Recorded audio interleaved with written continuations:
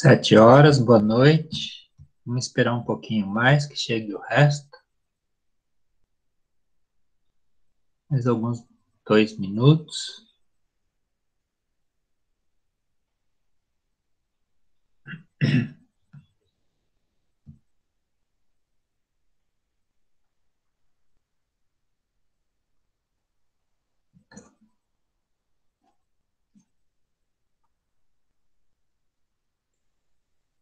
Boa noite.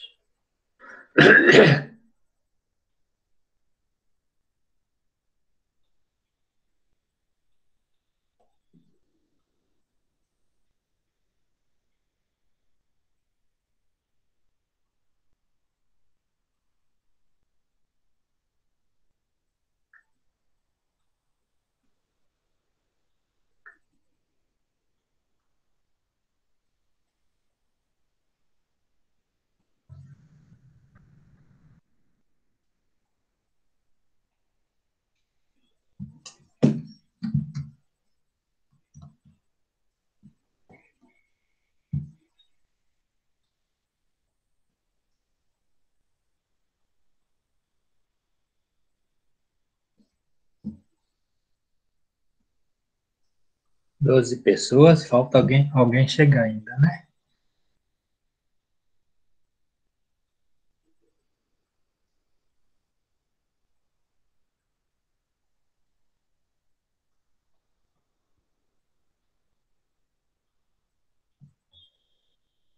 Já começaram suas outras aulas?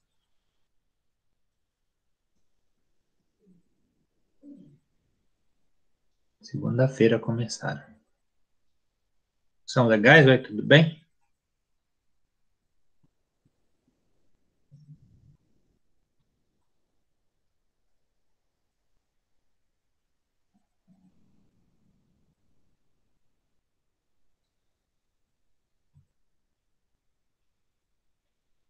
Certo. Temos 14 pessoas, mais um minuto.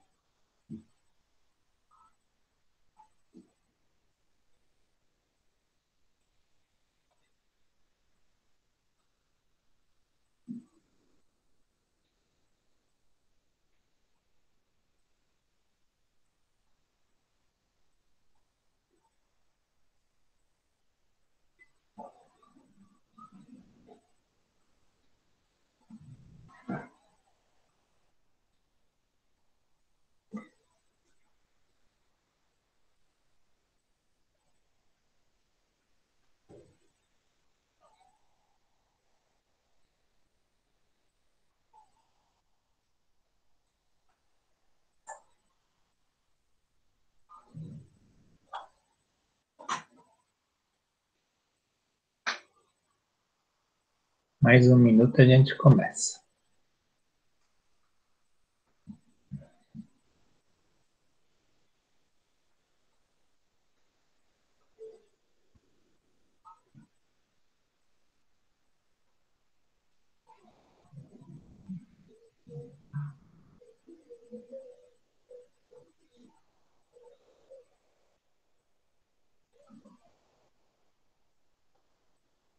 Pronto, vamos começar a nossa história de hoje.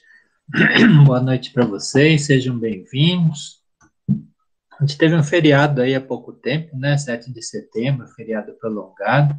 Aí a gente pegou nossa prancha de surf e foi passear por aí, foi surfar, certo? Aí nós fomos para a praia, né? A praia estava cheia, todo mundo de máscara. E a gente viu coisas muito bonitas, né? Coloridas na beira da praia. Estava muito animado, muito legal ficar lá na praia, né? Aproveitamos bastante. Olha, muitos objetos coloridos, as aves da praia, né? Tava tudo muito, muito bom, né? Como é bom a gente ir para a praia. Deixa eu autorizar, sumiu. Bom, então a gente andou por lá, tudo, né? Olhou toda a redondeza, era tudo muito bonito, muito colorido. Olha aí que bonita a beira da praia.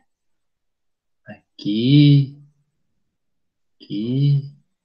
Isso se repetia sempre, né? Muita coisa, muitas cores, muitos pássaros. A gente pegou o barco da gente, olha, pegamos um barquinho e fomos andar, remar um pouco, né? Aproveitar, já que estava na praia.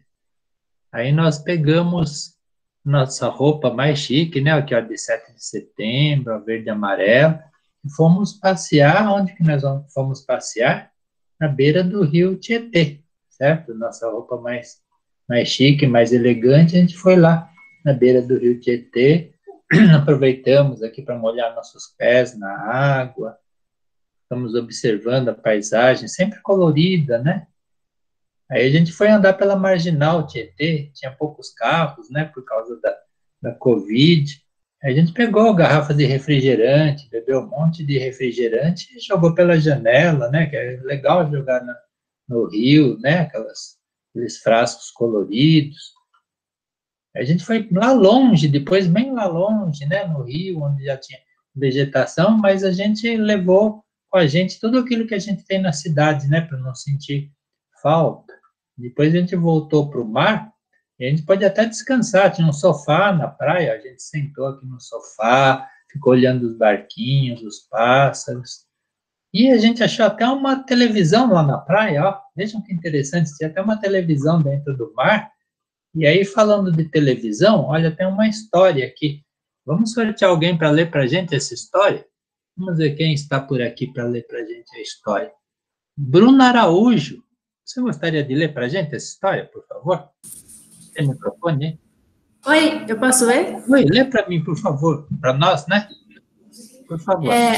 Ativistas de organização em defesa do meio ambiente da Índia buscam chamar atenção para a contaminação de rios, lagos e do mar causada pela prática de lançar imagens do deus hindu Ganesha nas águas do rio Ganges. As imagens normalmente são cobertas com tintas que contêm metais pesados, como mercúrio, cádmio e chumbo. Enquanto a TV transmite capítulos finais da novela Caminho das Índias, a realidade do fotojornalismo e a sua força explicam por que se diz que uma imagem vale mais do que 1000 palavras. Muito bem, muito boa a sua leitura, parabéns. Vamos então para o próximo quadro, que deve ter imagens, né? Aqui, próximo. Veja aqui as pessoas lá comemorando, né? O Ganesha, dentro da água toda colorida também.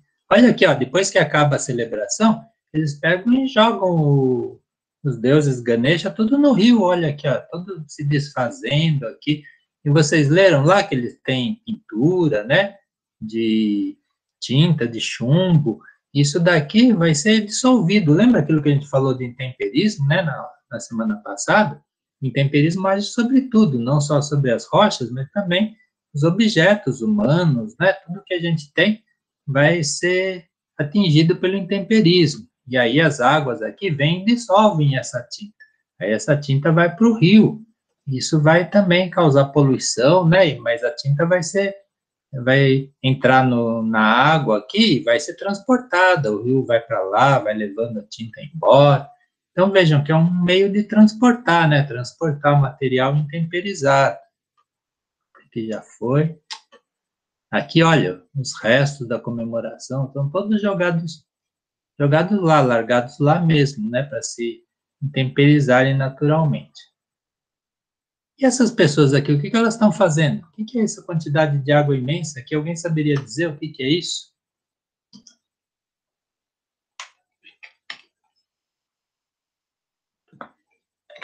O que é isso? Como você chama isso? Alguém sabe? Tempo para pensar. Um tsunami, olha, alguém respondeu aqui exatamente, um tsunami.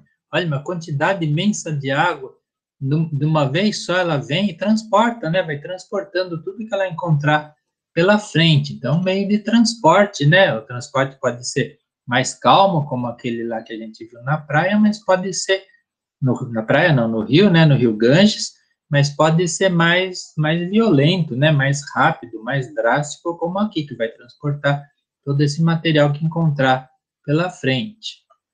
Aqui, olha, veja as pessoas aqui ó, numa praça, ó, tá até longe do mar, né? Mas vem chegando o mar aqui. Olha aqui, ó, as pessoas foram passar suas férias aqui, né? Para fugir da Covid. E aí vem o mar todo aqui no tsunami e pega, destrói tudo que tá lá, né? Aqui, ó, os carros, olha os veículos das pessoas aqui, ó. Os monumentos chineses. Olha o que fez aqui, olha a violência, quão forte foi. Trouxe esse barco aqui, ó, para cima dessas construções, destruiu tudo, né? Transportou todo o material que estava aqui. Olha aqui, ó, visto de lado, né? O mesmo barco. Como que ficou, né? Parece uma coisa impossível, mas acontecem coisas assim. Veja esses carros aqui, ó. Esses carros, as pessoas ainda estavam pagando a prestação deles. E olha, veio aqui o tsunami e levou tudo, transportou todos eles, né, com a sua força. Então, mas às vezes o transporte de material é bem calmo, veja a calma aqui desse rio, levando essa água, que essa areia, que isso aqui são dunas, né? Calma com que isso é depositado, lentamente, né, lentamente. De que a gente vai falar hoje? Aliás, primeiro, de que a gente falou na aula passada, vocês se lembram? Qual foi o assunto da aula passada? Tempo para lembrar, lembranças. Intemperismo, muito bem, a Nicole já se lembrou, a gente falou de intemperismo. O que era intemperismo mesmo, hein? O que tratava o intemperismo? Tinha uma rocha lá e vinha o intemperismo. O que o intemperismo fazia com a rocha? Desgastava tudo, né? Tinha intemperismo químico que dissolvia, e tem intemperismo físico que quebrava, né? Então, que ao mesmo tempo quebra da rocha em pedaços menores, e tinha o intemperismo químico que dissolvia os minerais da rocha, transformava eles totalmente, né? Então, aquilo era intemperismo. E aí, se aquele material intemperizado ele ficasse lá no local, aquela rocha que ficou toda intemperizada no local, como que chamava aquilo? Como que chama o material de intemperismo de uma rocha quando ele não sai do local onde ela foi intemperizada? O solo, muito bem, é o solo, né? Mas aí pode acontecer alguma outra coisa, né? Pode ser que aquele material intemperizado não fique lá naquele local, ele saia para passear, né? Alguns agentes desse tipo aqui, ó, vento, rio, gelo, podem pegar o material que está intemperizado, que está sendo intemperizado, e levar para passear, né? Levar para longe. Aí, aquele material que sai do local, que é deslocado do local, chama-se sedimento, material sedimentar. E hoje a gente vai falar disso, né? Do transporte do material, aquele material sedimentar, que eventualmente vai virar uma rocha sedimentar, que é o assunto da aula seguinte, né? A próxima aula a gente vai falar de rocha sedimentar. Mas hoje a gente vai falar do segundo capítulo que leva à formação de uma rocha sedimentar. Primeiro é o intemperismo, depois esse material vai ser transportado, essa segunda parte, depois ele vai ser depositado e aí vai virar uma rocha. E a gente vai falar então do transporte hoje, por esses meios aqui, vento, rios e gelo. A gente vai falar de uma maneira muito simples, né, simplificada, superficial, tanto que isso acontece só na superfície, né, os ventos, rios, gelo. Vamos falar primeiro dos ventos, né? Os ventos são muito importantes, já deram origem a um filme. Vocês conhecem esse filme? Já ouviram falar? E o Vento Levou, olha, que fez muito sucesso. Essa pessoa aqui, como chama essa pessoa aqui, ó, voando? Alguém conhece? Também é de um filme, né? Mary Poppins, uma coisa assim, eu não me lembro direito como chama. Mary Poppins, isso. Então, ó, o vento, né? O vento está levando a pessoa. E aqui esse disco, olha, da Terezinha de Jesus. O que é isso aqui, ó? Isso daqui é o trabalho do vento, né? Transportando areia. Aí ele deixa essas marcas aqui, né? Que podem se transformar em dunas. Ou a gente pode ver isso também na beira da praia. Mas é um material sedimentar, né? Uma areia transportada, depositada. E a gente vai falar agora como que o vento funciona para lidar com os materiais sedimentares, os materiais que foram intemperizados da rocha. Olha aqui, ó, como age o vento, né? O vento pode ser muito forte, pode ser fraco, e aí ele vai ter o seu papel no transporte do material sedimentar. Aqui tem umas palavras aqui, ó. Ação geológica do vento, erosão eólica. Eólica quer dizer do vento, né? É um agente erosivo pouco eficiente. Isso é comparado com os outros agentes que a gente vai conversar depois. Comparativamente, ele é pouco eficiente, ou seja, não consegue transportar sedimentos muito grandes, né? Fragmentos muito grandes de rocha, assim por diante. Ele pode causar abrasão, a gente vai ver o que é isso, né? Mas é um impacto de partículas transportadas, né? Jateamento e polimento.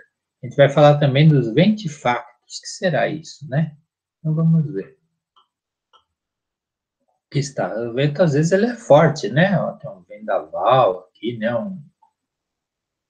Aqui, olha, pode...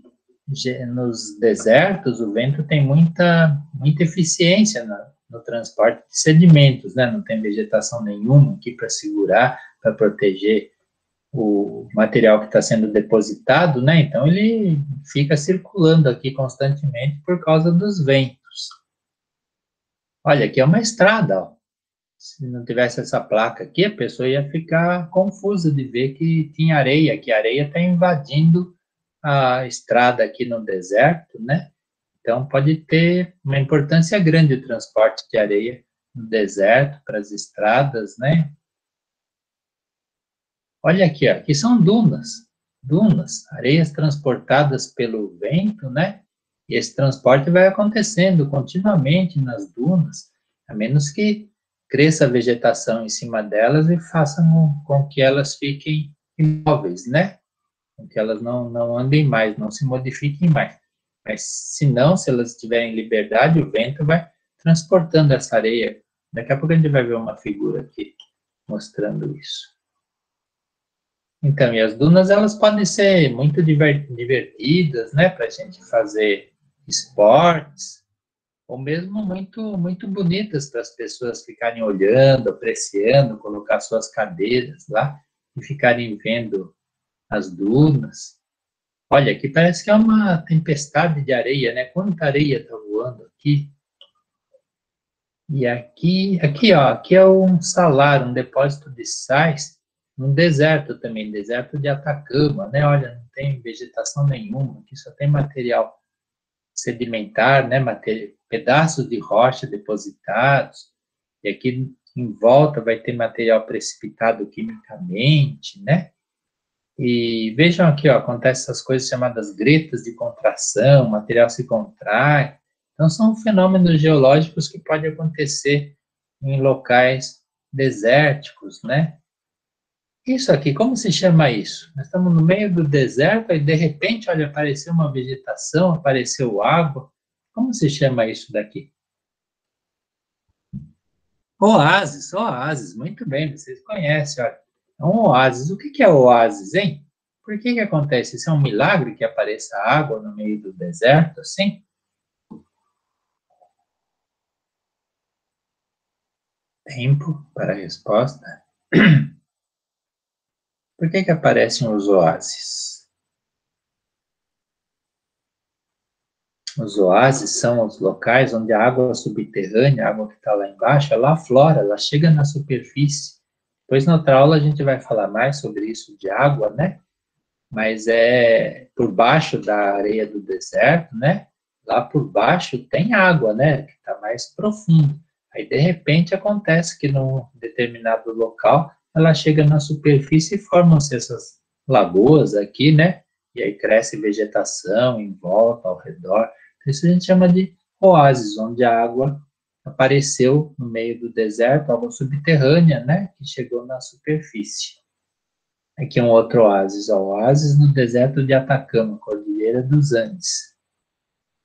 Tá? Tudo desértico e de repente está lá a água e a vegetação só aqui nesse local. Aqui outra vez algumas fotos, alguns desenhos, né, de dunas, que são essas formações de areia que o vento vai moldando, vai esculpindo. Vejam que elas podem ficar diferentes, né, de maneira diferente conforme o vento está agindo, né, conforme ele vai de um lado para o outro. Tá? Então, e aí as dunas recebem nomes, ó, barcana, longitudinal, transversa e assim por diante, parabólica, conforme o formato, a star, né, estrela, barcanoide. Então, são nomes diferentes que as dunas vão receber, mas são materiais transportados pelo vento, né, grãos de areia, e essa areia de onde veio, né? Porque em alguns locais ela aflora e outros não? Por causa do relevo. O relevo é mais alto, o relevo é mais baixo, né? Só vai aflorar onde o relevo é mais baixo. É como teve uma outra aula aí que eu mostrei em Itaquaquecetuba, a extração de areia. E onde que tinha as lagoas? Só lá no fundo, né? Só nos locais mais fundos. Nos locais mais altos não tem, que são os locais onde aflora a água, né? A água vai aflorar nos locais mais fundos, onde a escavação encontrou o nível freático, lençol freático. O encontro do... É isso, né? Que você perguntou por que em alguns locais ela aflora e outros não. Por causa disso, por causa da profundidade, exatamente. Aí, isso é uma foto aérea mostrando dunas, né? Aqui também, aqui na praia, ó, tá vendo? Você vê isso aqui? Isso daqui é uma espécie de duna também, né? O vento vai moldando o formato da areia, aqui, o depósito da areia. E aqui é uma figura mostrando um tipo de duna, como que ela se forma. Veja, aqui em cima vem o vento, ó. O vento, né? Vem soprando para cá. Ele vai pegando os grãos de areia, vai fazendo os grãos de areia pularem de lá para cá. Com isso, ele vai pegando a areia daqui do final da duna, vai levando lá para o começo. Aí a duna vai migrando, ela vai indo daqui para lá, né? Esse é o caminho da duna. Aqui, ó. Vai saltando, rolando os grãos na superfície, né? Vai acumulando aqui na frente. Então a duna vai migrando, como se ela fosse andando de um lugar para outro. O que acontece se você colocar uma casa, né, construir uma casa aqui em cima da duna, né? Certo? Professor, toda areia é formada por sedimentos? Sim, toda areia é formada por sedimentos. Areia quer dizer um tamanho de sedimento, esse é o significado de areia, né? É um material sedimentar de um tamanho, depois, não sei se eu trouxe, na aula passada eu trouxe uma tabela mostrando quanto é a granulação argila, areia, silt, coisas assim. Então, areia quer dizer isso mesmo, areia é formada por sedimentos. Pode ser de qualquer mineral, né? Em geral, a areia é formada do mineral quartzo, mas não obrigatoriamente, em geral é. E aí, então eu estava dizendo, o que acontece se eu construir uma casa aqui em cima da duna, né? A duna vai destruir, vai levar ela embora, né? Porque a duna está se movendo aqui, o vento vai levando a areia de um lado para o outro e a duna vai migrando. A menos que você, que cresça a vegetação aqui em cima, né? E aí a vegetação vai segurar essa duna, ela vai deixar de ser ativa. Aqui são mais fotos, né? Fotos de dunas. Olha aqui, ó. São dunas barcanas. Olha o formato que elas ficam, né? Isso tudo depende, ó, ventos moderados e fornecimento de areia limitado. Então tem pessoas que estudam isso, os detalhes, que também é bastante complicado, né? Por que uma duna fica de um jeito, por que ela fica de outro. E outra foto da duna estrela. Olha como é uma duna estrela. E aqui tem as maneiras diferentes de circulação, de fluxo, né, do vento. O vento pode ter um fluxo turbulento, pode ter um fluxo laminar. Isso vai influenciar, claro, na maneira dele transportar e de ele depositar material sedimentar. Olha aqui, deslocamento de partículas de poeira por suspensão. Então, olha, você vê aqui o vento e o vento vai levando o material. Olha, ele deposita, o material fica protegido, o material mais fino fica protegido atrás do material mais grosseiro. Aqui é outra maneira, impacto de grãos causando deslocamento de partículas de areia por saltação. Tem o vento, joga as partículas, elas saem voando. O que vai acontecer com as partículas quando elas vão se deslocando, assim, vão sendo jogadas de um lado para o outro? O que vocês imaginam que vai acontecer com essas partículas aqui, com esses grãos de areia, com esses pedaços maiores de sedimento? O que vai acontecer com eles? Eles vão ficando menores e o que mais?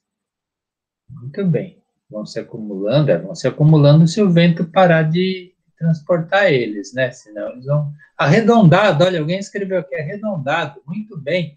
Eles vão se arredondando, né? Vão perdendo seus cantos por causa disso. O transporte vai causando isso. Que é o deslocamento de partículas por saltação e por arrasto. Então, tem um monte de detalhes, um monte de palavra que se usa para falar do transporte de partículas. E aqui, ó, diâmetro máximo de partículas movimentadas pelo vento para partículas de quartzo. Estão imaginando que é uma areia de quartzo, né? Esta aqui é a densidade do quartzo. O que quer dizer densidade mesmo, ou peso específico? O que quer dizer isso, né? Aqui, esse número aqui. Qual que é a densidade da água? Você se lembra? Quanto pesa 1 litro de água? 1, né? 1, ou seja, 1 grama por centímetro cúbico. Então, veja, esse mineral, a densidade dele é 2,65. Quer dizer que ele é 2 vezes 65 mais denso do que a água, né? É claro que dependendo dessa densidade, o comportamento vai ser diferente durante o transporte. Aqui diz, ó, que a velocidade do vento em quilômetros por hora. Se a velocidade do vento for essa daqui, ele vai conseguir movimentar partículas de quartzo de no máximo 0,04 milímetros. Isso é o diâmetro, né? Aí, se ele tiver essa velocidade, ele vai transportar isso daqui. Então, as pessoas vão estudando. Isso daqui é a capacidade do vento de transportar materiais, né? Aqui no caso, quartzo, né? Se for outro material, que vai ser diferente. Se fosse galena, por exemplo, né? Galena tem uma densidade enorme. Quanto que vai precisar de vento para transportar partículas de galena, né? Olha aqui, um furacão. O furacão consegue carregar partículas de quartzo de até 10 milímetros, tá? Ou seja, 1 centímetro, né? Diâmetro de 1 centímetro.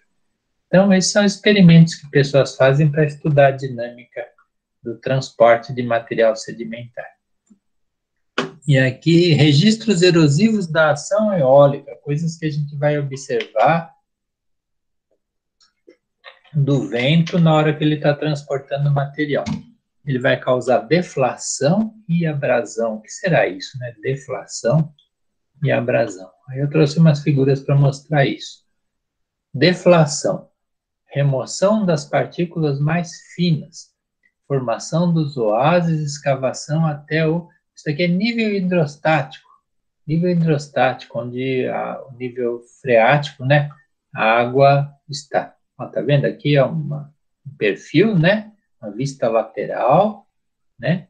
E aqui está vindo o vento e o vento está levando as partículas menores, né? Esse vento não está tendo capacidade para levar as partículas maiores. Então, vai tendo uma concentração das partículas menores, né? A partícula fina vai sendo levada.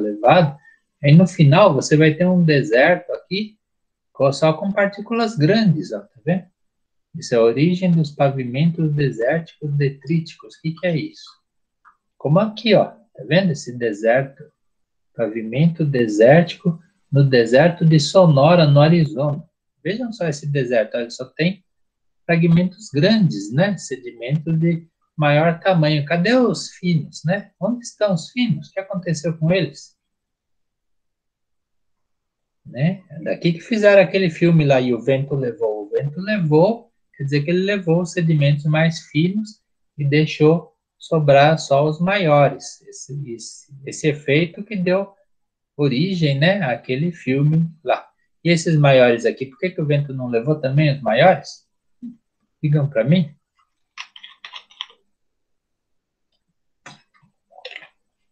Pesado, isso, material mais denso, né? Essas partículas grandes aí não teve força, né? O que é o nível... aqui não tem marcado, né? Não está direito, mas era para ser aqui, né? Porque aqui diz, ó, formação dos oásis, escavação até o nível hidrostático. Então, se a escavação parou aqui, quer dizer que o nível freático deve estar por aqui. Então, aqui já deve ter água. Então, próximo daqui, se escavar mais, vai se formar o oásis, certo?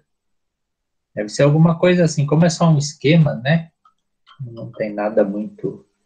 Ó, lá para trás, ó, lá já deve ter um oásis, porque ó, a vegetação toda lá.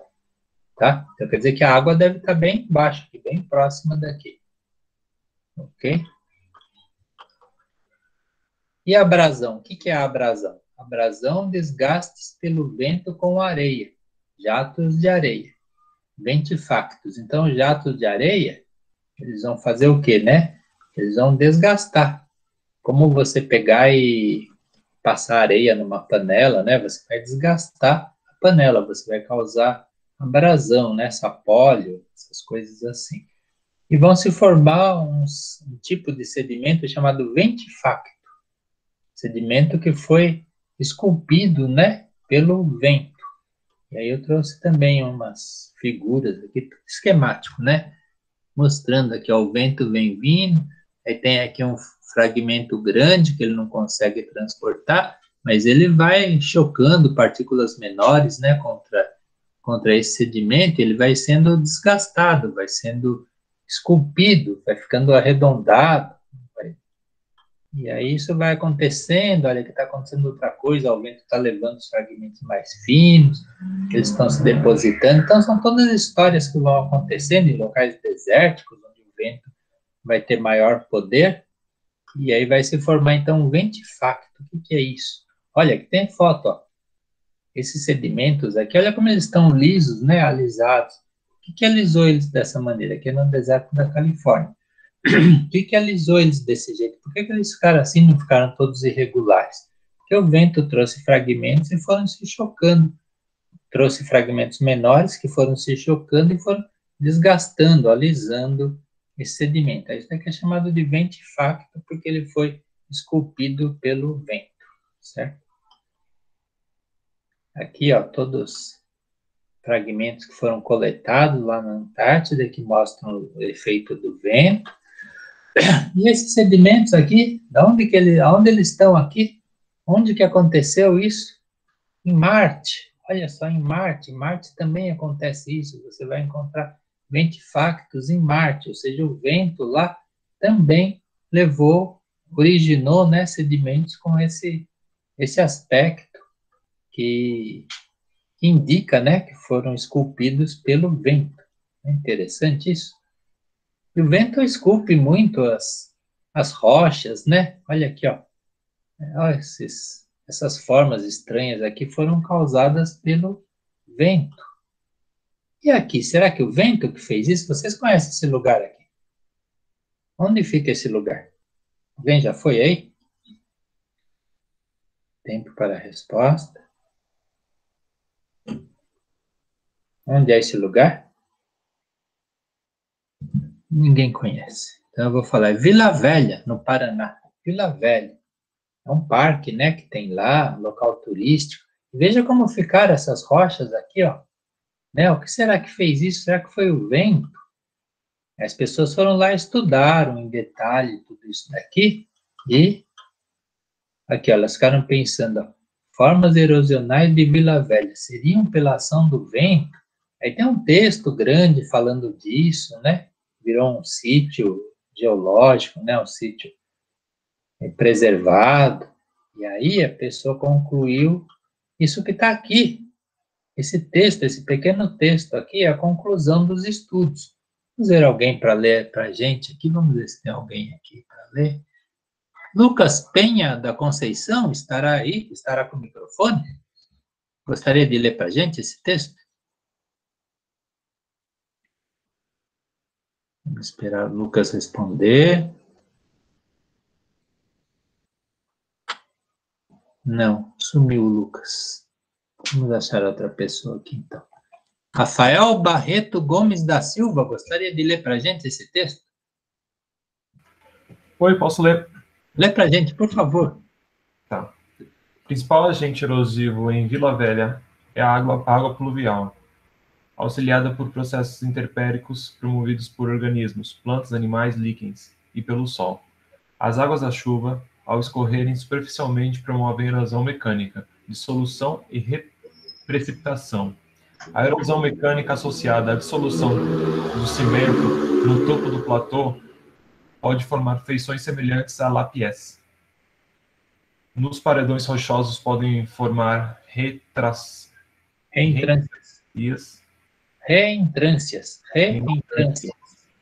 que tendem a isolar forma em torre com os topos alargados. As águas da chuva promovem ainda perfurações superficiais denominadas de erosões alveolar, resultantes da ação combinada da remoção mecânica e dissolução de componentes solúveis. Outras vezes, sobretudo nos paredões da face norte, mais expostos à insolação, as águas superficiais são responsáveis principalmente pela precipitação de película de óxido de ferro, que atuam no sentido de proteger os arenites de erosão. Quando ricas em ácidos orgânicos de vegetais em decomposição, as águas superficiais mais corrosivas podem desenvolver nítidos sulcos na superfície do platô. Muito bem, palmas para esse aluno, brilhante leitura. Veja quanta coisa interessante ele contou para a gente. Veja, só olhando aquelas rochas lá, quanta coisa a pessoa descobriu, né? Estudando em detalhe, fazendo análises lá. E veja que não é o vento, né? O principal agente é a água pluvial, a chuva que está fazendo aquele tipo de erosão. A gente pensa, ó, é o vento, né? A rocha está aí, é o vento. Mas não, o principal agente lá é a água, que está, ó, está intemperizando a rocha e depois está transportando, erodindo, né? Tirando do lugar, intemperizando e erodindo a rocha. E veja só, os seres vivos, como eles contribuem para isso, né? Plantas, animais, líquens. E o sol de que maneira que ele influencia, né? Vocês se lembram o que o sol faz?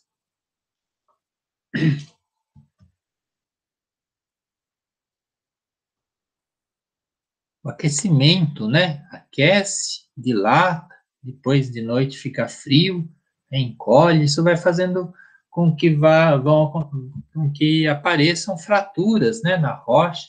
Professor, Fala. Eu acho que você precisa descer a barra do chat, porque as pessoas estão falando e não, acho que você não está conseguindo ver. Outra vez, isso já aconteceu uma vez, que coisa horrível isso. Por que ele não desce sozinho, né? Por que às vezes ele desce? Alguém pede para o professor descer a página dele? Sim, eu desci. Ó, as pessoas estão falando. Desculpa, viu? Muito feio isso.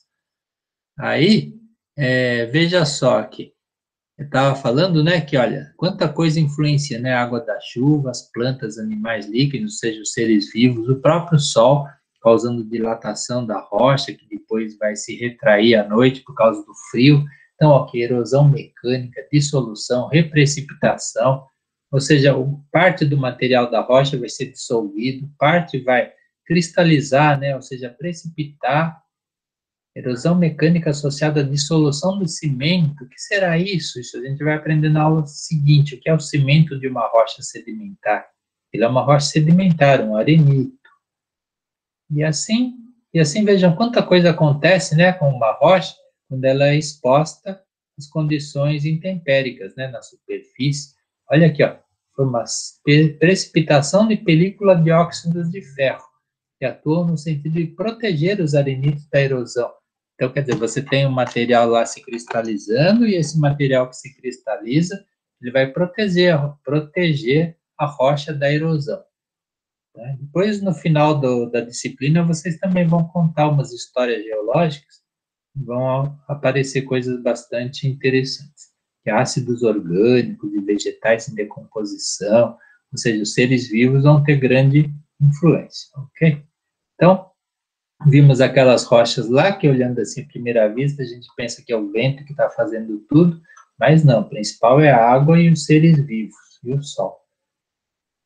Aí você tem areia depositada, e de repente essa areia começa a engolir as coisas, ó. Vai engolir esse material, agora está descendo automaticamente, tá. E aí começam a ser depositados materiais, né, no meio daquela areia. A areia não está muito consolidada, né, tem espaços entre elas, não está muito firme. Aí começa a se depositar material estranho, né, no meio daquela areia. E aqui, o que está acontecendo com essa pessoa? Vocês sabem o que significa isso? Vocês já ouviram falar alguma coisa desse tipo de fenômeno? Não é engraçado, é triste, né? Areia movediça, muito bem. Areia movediça, né? Que está engolindo as pessoas. Mas o que é isso de areia movediça? Que coisa estranha, né? E tem explicação do que é uma areia movediça. Areia movediça. Alguém vai ler para a gente? Vamos achar alguém para ler aqui o texto? Vamos ver aqui. Ah, aquela hora parou de descer porque eu subi, né? Aqui, quando sobe, ele para de descer. Vamos ver alguém aqui da lista. Deve ter alguém que eu não chamei ainda. Gabriel Araújo Oneto, estará aí?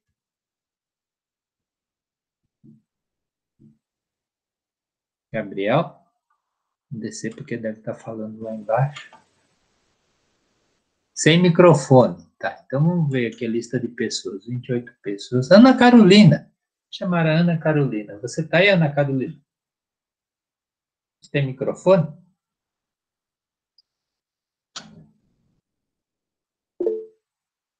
Parece que ligou o microfone.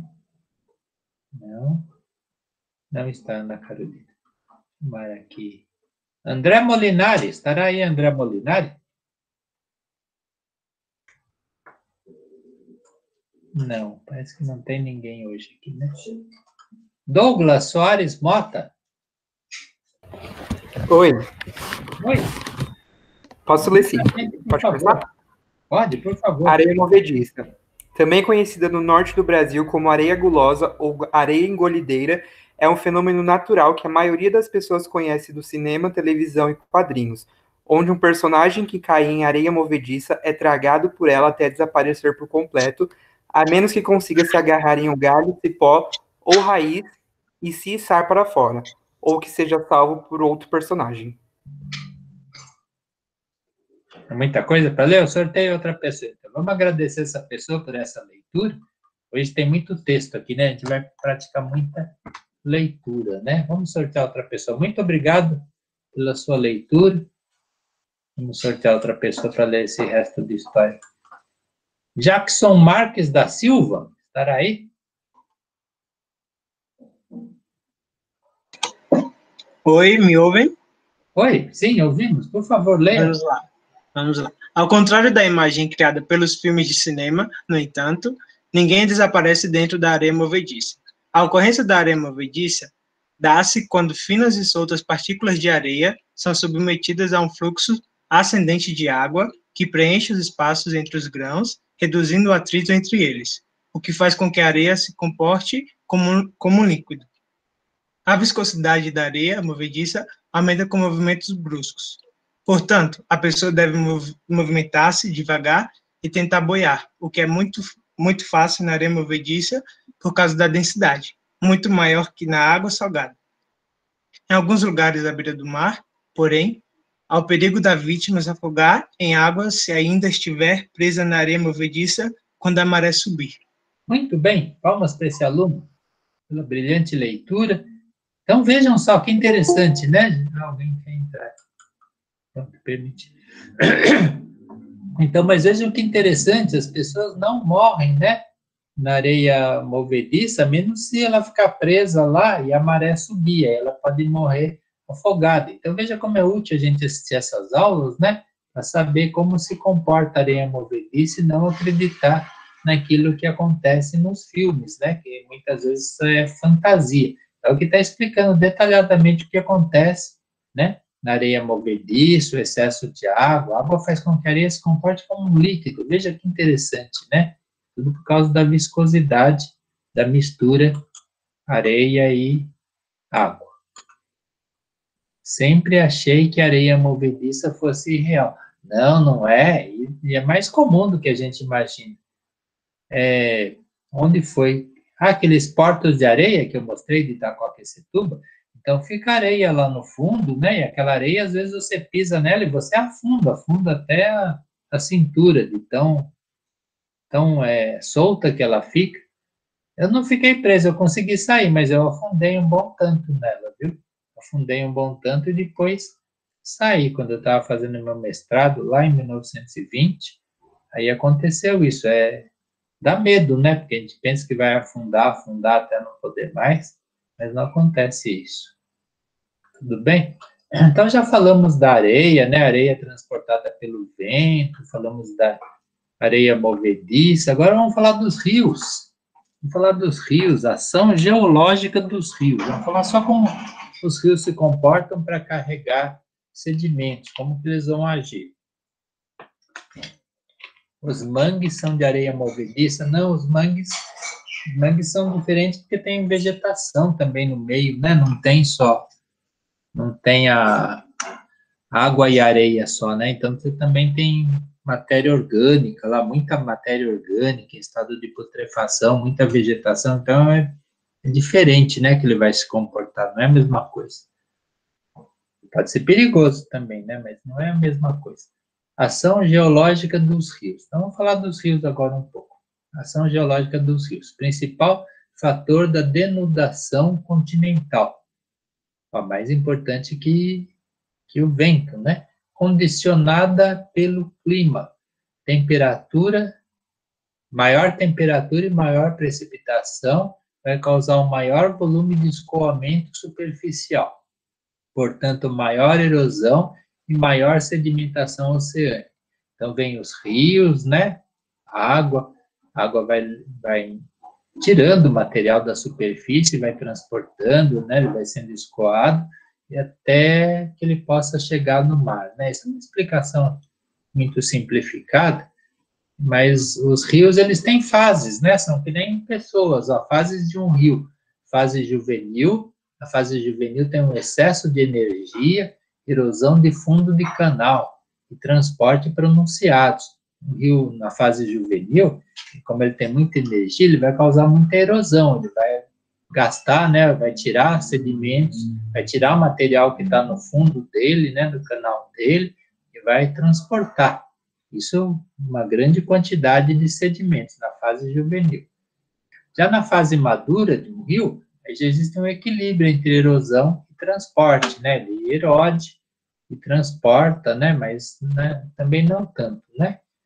E aí na fase senil, né, já está com baixa energia o rio, então ele vai transportar só sedimentos finos. Vai ter uma planície de inundação, formação de meandros, altitude próxima do nível de base. Bom, eu trouxe umas figuras para tentar explicar isso. Olha aqui, ó, ação geológica do rio.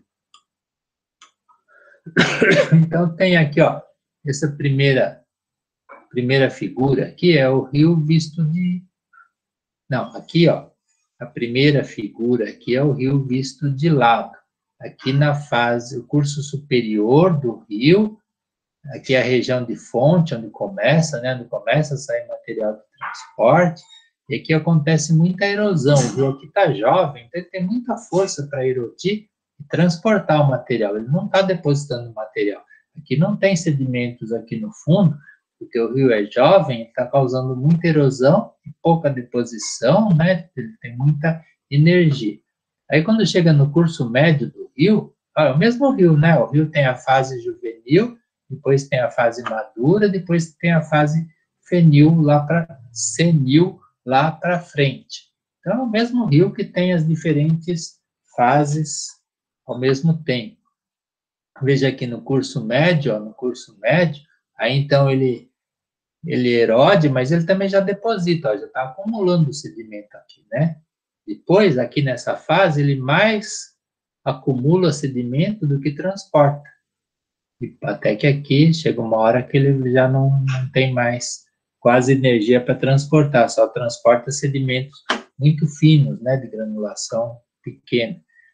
Aqui é o rio visto de lado na fase juvenil, esse pedaço aqui do rio, como se você fizesse um corte.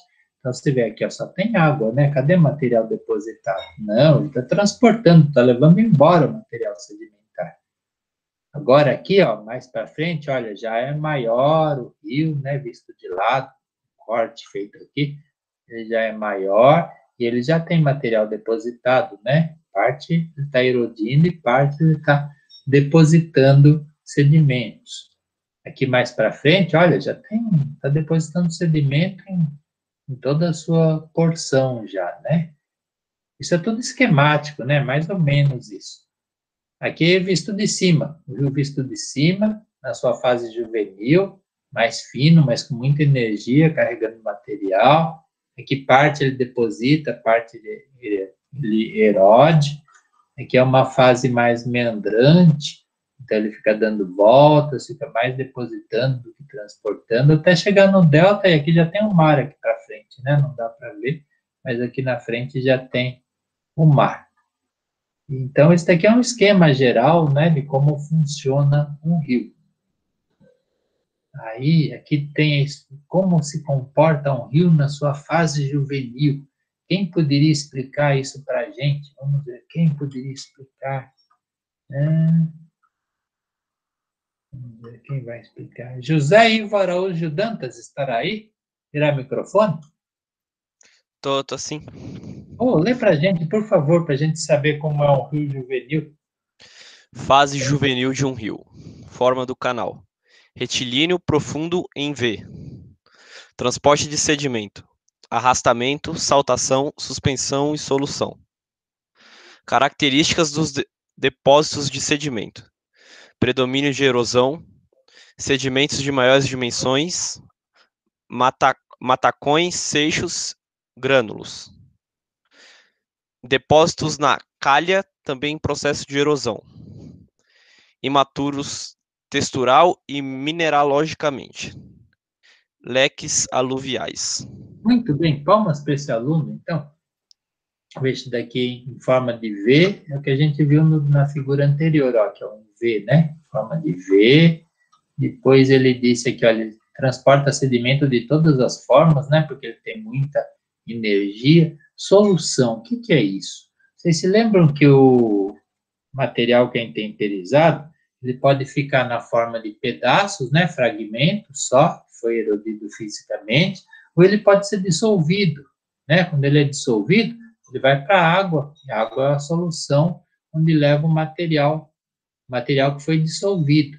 Então, aqui está falando, ó, que além de levar materiais, pedaços, fragmentos, ele leva também material em solução. Se pensa o rio está levando só pedaços, fragmentos, não, tem material dissolvido lá, que veio das rochas também, né, os materiais mais solúveis que foram destruídos. O predomínio de erosão, ele erode muito, deposita muito pouco, ele só deposita fragmentos muito grandes. Isso aqui quer dizer tamanhos muito grandes, e na próxima aula a gente vai conversar sobre tamanhos, né? Isso depois vai ficar refletido nas rochas sedimentares da região. Depois aqui, os depósitos na calha também em processo de erosão. Ele tem tanta energia que ele erode o próprio caminho por onde ele está passando. Ele vai arrancando os pedaços que estão pelo lado dele, né? Vai destruindo tudo. O material que ele deposita vai ser um material imaturo. O que será isso? Também vamos falar na próxima aula. Não percam a próxima aula. Sedimentos imaturos, textural e mineralogicamente, né? Tem a ver, né? Jovens, imaturos, né? Veja, as pessoas fazem analogias, né? Entre o rio e o seu material transportado e depositado. Aí, aqui, ó, o rio na sua fase juvenil, como que ele é, ó. Tá? Leques aluviais. Os leques aluviais não era para estar aqui, viu? Estão no local errado.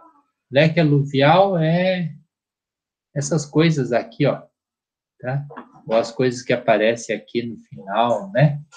Tá? Não é aqui não tem leques aluviais, então está escrito em lugar errado. Eu fui juntando coisas e juntei em lugar errado.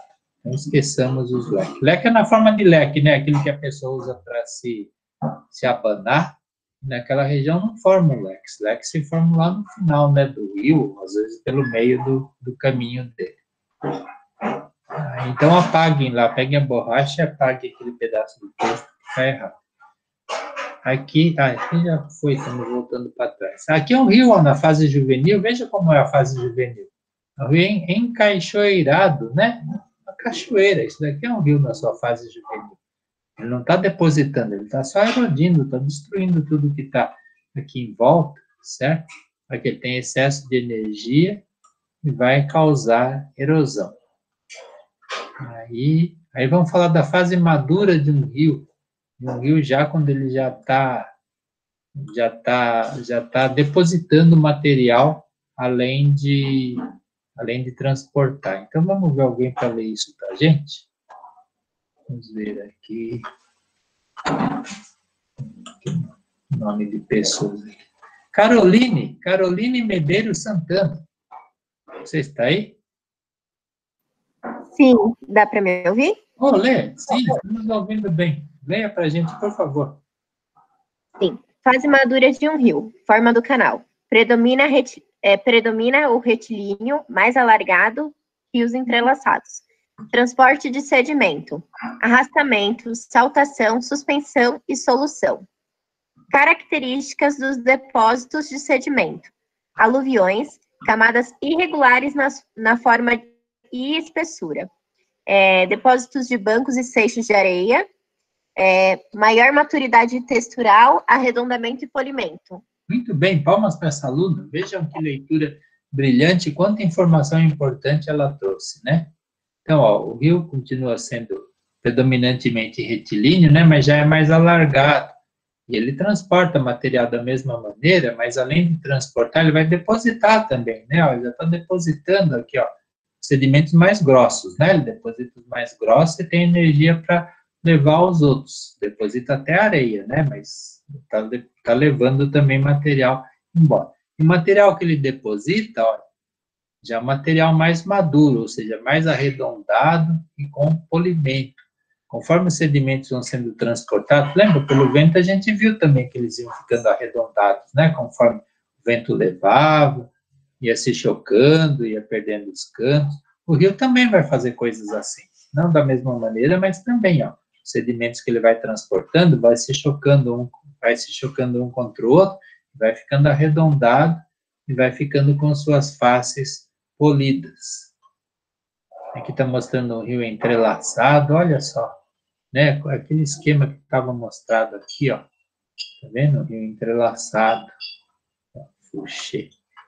Aí, tá aqui um rio entrelaçado, aqui ele não é mais um rio juvenil, né? Ele já está maduro, já está. E a fase senil agora, vamos falar da fase senil de um rio. O que faz um rio senil? Vamos ver aqui quem vai ler para a gente. Levi Andrade da Silva está presente? Você está aí, Levi?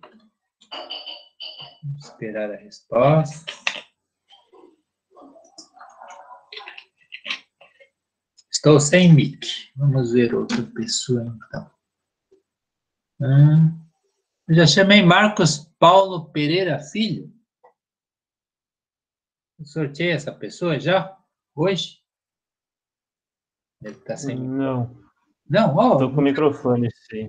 Ah, tá. Poderia ler para a gente? Tem problema? Posso? Por favor. Fase senil de um rio. Forma do canal. Largos, menos profundos e mais sinuosos. Formação de meandros e de planícies de inundação. Transporte de sedimento. Predomina a suspensão de finos e solução. Características dos depósitos de sedimentos. Nos canais, deposição de sedimentos de menores dimensões, areias médias a finais, areias médias a finas. Nas planícies de inundação, depósito de siltes e argilas, maior maturidade textural e mineralógica. Muito bem. Palmas, então, para esse aluno. E veja quanta coisa interessante, né? Quanta coisa faz um rio senil, né? Os canais já são bem mais largos, né? Não são tão profundos. Por quê? Porque ele está depositando muito material, ele deposita muito mais do que transporte. São sinuosos, né? Formam meandros. Tem umas fotos legais de meandros aí para frente que a gente vai ver. E também planícies de inundação. Ele tem época, né, em que ele tem mais água, né? Inunda os arredores, né? Nesses arredores, olha, tem sedimentos mais finos, silt, argila. Os sedimentos são mais maduros, né? Textural e mineralogicamente. Quer dizer, já foram bastante transportados os sedimentos e eles já foram bem selecionados. Todos têm mais ou menos a mesma granulação. Os minerais já são quase todos iguais, porque os mais frágeis foram sendo destruídos pelo caminho. Né, porque intemperismo vai acontecendo o tempo todo, né, mesmo no material que vai sendo transportado. E ele já está depositando até as coisas mais finas, ele não tem mais força para carregar, nem as areias mais finas, né? E, então é isso, em suspensão só os materiais bem finos e solução, material que está sendo levado em solução, dissolvido na água. Descendo, tá. Então, olha, eu trouxe uma foto aqui de uma planície de inundação. O que é uma planície de inundação? O rio, na época de seca, o que está escrito lá? Prof, como surge a nascente de um rio, né? Ah, é onde você tem o... Não sei se eu trouxe uma figura legal para mostrar isso. Mas vem a água de chuva, né? Não sei se tem uma figura. Cadê o rio? Rio Jovem. Aqui. Aqui por perto deve ter uma nascente, né? Como se forma a nascente de um rio? Bom, você tem solo, aqui tem material de alteração, né? Aí vem a chuva penetra nesse solo, nessa terra, nesse material de alteração e fica circulando por lá, fica o nível freático, né, até um certo, numa região de profundidade, né? Também nós vamos ter figuras disso na próxima aula, talvez. Na próxima aula. E aí chega uma hora que essa água que estava lá embaixo, ela chega na superfície, que é cortado, né? O lençol freático é cortado.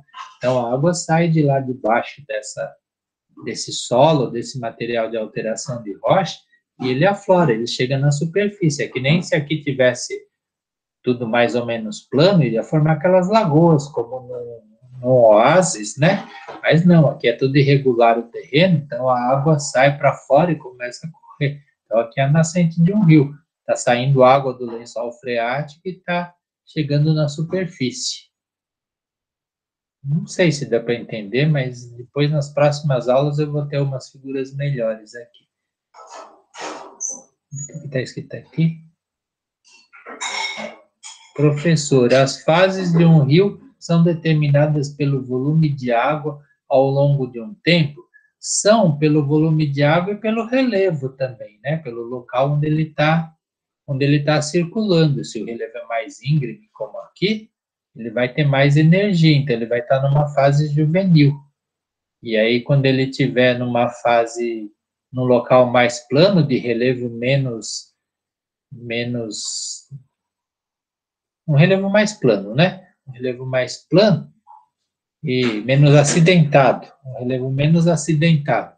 Aí, então, ele não vai ter tanta energia assim, ele vai começar a depositar material, sedimentar material, e aí a água não vai toda embora, como está acontecendo aqui tão rapidamente, ela vai demorar mais para circular. Então, tem a ver a quantidade de água com o relevo e com a fase de um rio, tudo isso tem a ver, certo? Quando ele está chegando perto do mar, se o relevo for mais plano, aí ele não vai ter mais, não vai correr, fluir com tanta energia como ele fluía aqui na sua fase juvenil. Sim, estávamos falando daqui, dessa figura. Então, aqui, ó, são 8h05, vamos falar sobre essa figura e a gente pode tomar uma água, um café e voltar depois, né, que já estamos ficando cansados já de tanto ouvir a minha voz, né? Então, veja aqui, ó. Professor, quando o rio é retificado, ele é considerado de alguma... as próximas figuras que estão aí, a gente vai falar exatamente isso. A retificação do rio. O que faz a retificação de um rio? Nos próximos slides da nossa aula de hoje. Vamos falar Professor, Fala. tem a pergunta da Bruna Araújo. Cadê? Eu perdi. Professor, as fases dos rios vão ter relação com a idade do relevo onde ele está? Também, né? O relevo vai ficando mais plano, menos plano, né? Conforme o tempo, porque o relevo ele vai evoluindo com o tempo, né? Você tem os locais onde estão crescendo montanhas, e você tem locais onde as montanhas estão sendo erodidas. Tudo isso vai ter uma relação muito forte com a água que está circulando por cima da rocha, sim. Tem relação, sim. A fase do relevo é relacionada com a fase do rio. Isso é verdade.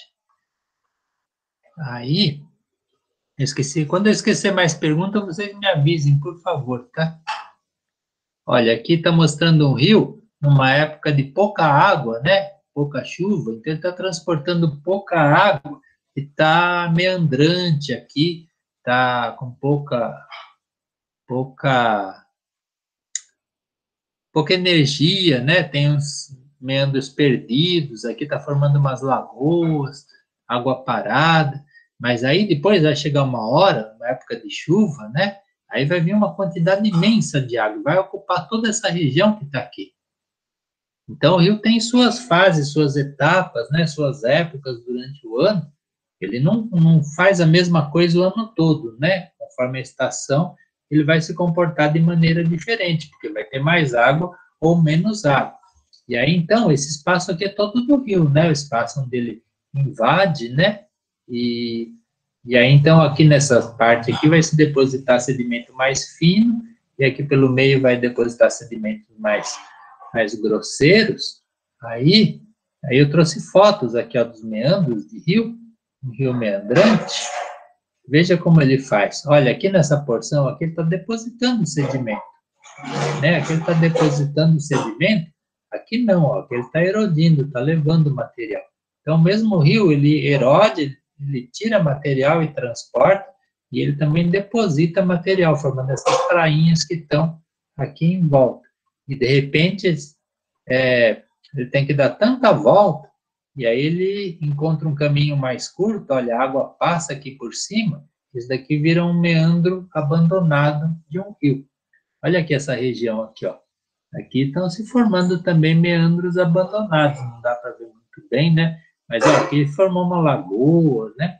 Então os rios vão evoluir. Aqui, ó, parece que tem outra lagoa. Então os rios vão viajando, vão andando, com o tempo eles vão mudando seus trajetos e vai acontecendo tudo isso. Mas a gente ia tomar um café, né? Vamos tomar um café, a gente volta daqui a 10 minutos, pode ser? Tudo bem? Volta aqui são 8h09, 8h19 a gente está aqui, tá? 8h19. Se a gente descansa um pouco.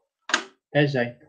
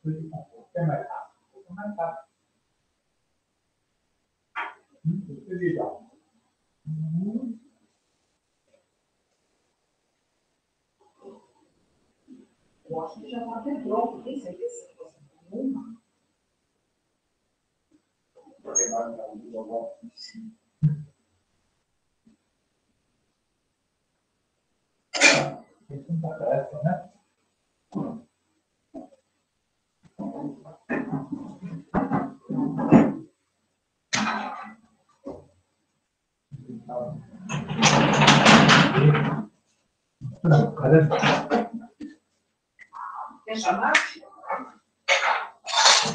Ok?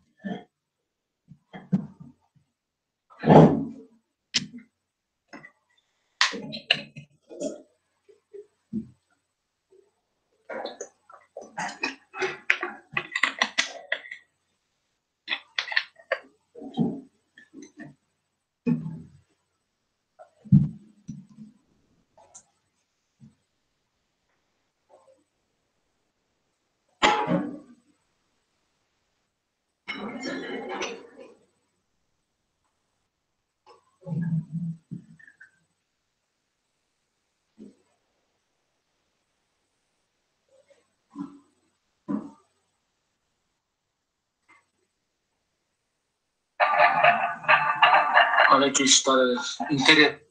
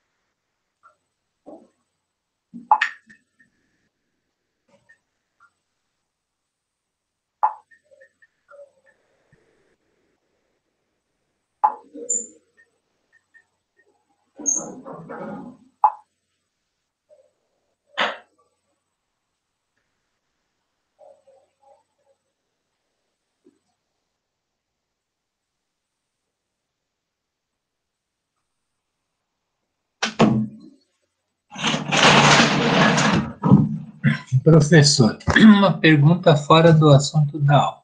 A geologia estuda também as rochas e minerais de outros planetas ou estrelas, por exemplo, de Marte ou Lua, ou o interesse maior são da Terra?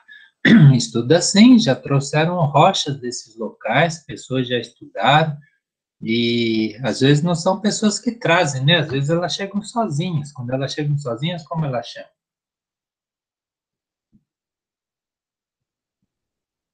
Às vezes não precisa ir lá buscar essas rochas.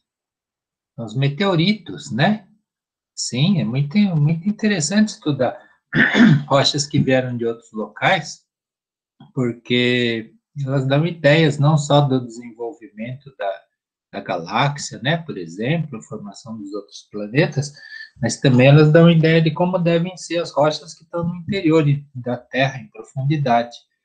Muitas das rochas que vêm na forma de meteorito, elas têm composição mineralógica igual a que se supõe que exista no interior da Terra.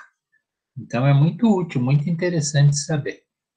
Muitos meteoritos também têm um processo de formação muito interessante, eles se formam diferente das rochas da Terra, das rochas ígneas, sedimentares, metamórficas, tem um processo de formação diferente, tem condritos, côndrulos, essas coisas. Isso tudo pode ser muito interessante, muito importante para estudar. Sim, a geologia também se interessa por isso. Tem alguns minerais que só aparecem em rochas não da Terra, né? Rochas que vieram do espaço. Vocês já estão de volta aí? A gente pode continuar a história? Acho que sim, né? Depois, por nada, imagina. Então, ó, tá todo mundo aí já. Então, vamos continuar nossa história. Aqui a gente estava falando de meandro, né? Rios meandrantes, quando eles já têm menos energia, mas que certa época do ano vem muita água e a água sai para fora daquele caminho que ele está transportando, né? A água, são as planícies de inundação. Isso é uma coisa natural e periódica que acontece conforme a estação, conforme a quantidade de água.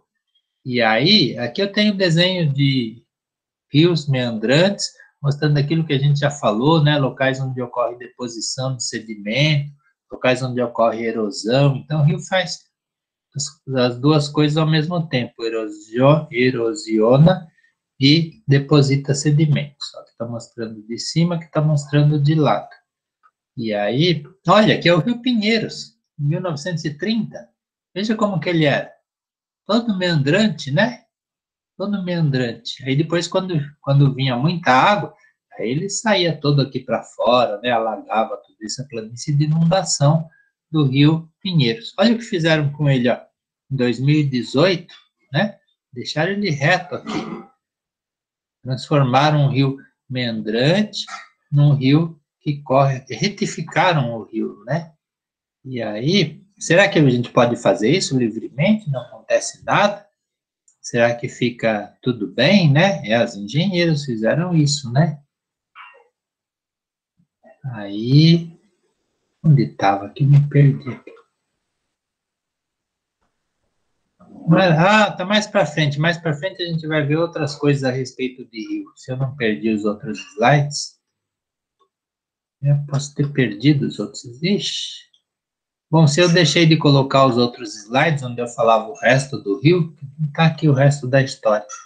A gente continua na semana que vem, que a gente vai continuar falando disso, né, de processo sedimentar, mas o que acontece, deixa eu já adiantar, é que esse rio aqui, quando ele tiver mais água, a água vai sair toda aqui para fora, né, é o normal dele. Então, ninguém teria ideia de construir estrada nas margens de um rio, porque o rio tem seus períodos de menos água e de mais água, né? Então, é normal que ele saia aqui para fora, porque isso daqui é a planície de inundação dele, que era para deixar com vegetação, a vegetação toda aqui, né? Mas eu tinha separado umas outras figuras, eu trago na aula seguinte para vocês verem, certo? Então não é legal fazer a retificação de um rio, não é legal construir nas margens do rio, porque você vai estar contrariando, né, a natureza, contrariando o percurso de um rio.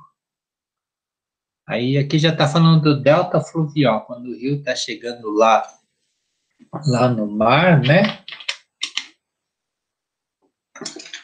Então vão acontecer coisas diferentes, o rio já não tem muita energia, né?